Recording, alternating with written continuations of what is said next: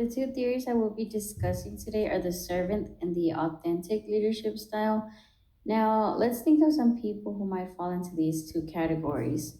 Well, for the servant, you might think about Mother Teresa, and for the authentic, we will put in that place Martin Luther King as the leader.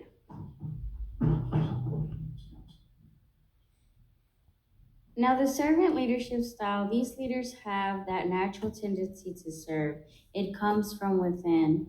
They have high levels of energy towards their work. They have a sense of purpose, and they meet these needs by fulfilling the needs of others, by helping others to fulfill their purpose.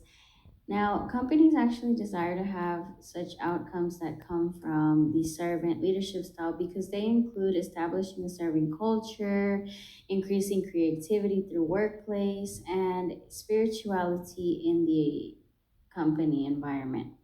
So it's kind of like that happy feel, everybody's kind of getting along, positive vibe that this servant leadership brings. There are 10 characteristics that can sum up a servant leader, and those include empathy, listening skills, healing, being aware, being able to persuade, having coming up and developing great ideas, having that foresight, and just being committed to one's work. And all of this has an outcome that servant leaders strive to empower people and help them to become contributing members of the community.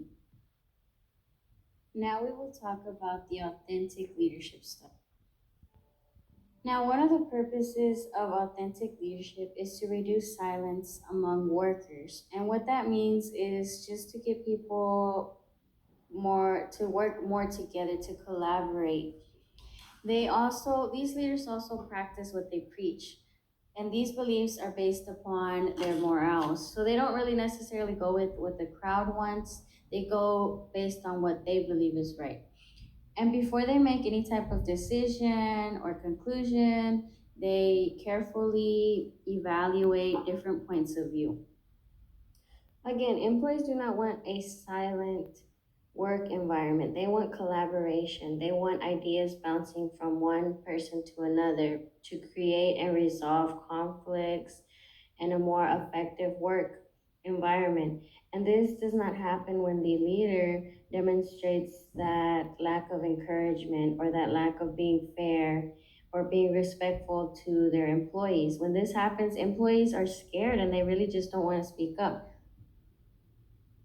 One of the biggest similarities within the two are that they really practice that emotional intelligence. Again, those descriptors of being self aware, having that social awareness, which means, being compassionate and understanding others' feelings. And they're really that relationship management, breaking that silence, creating that collaboration.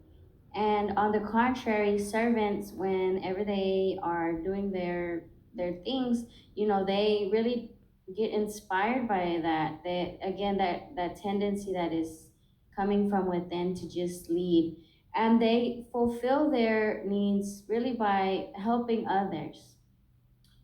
As opposed to the authentic one, their ideas are not necessarily inspirational, and the purpose again is to create that more effective workplace.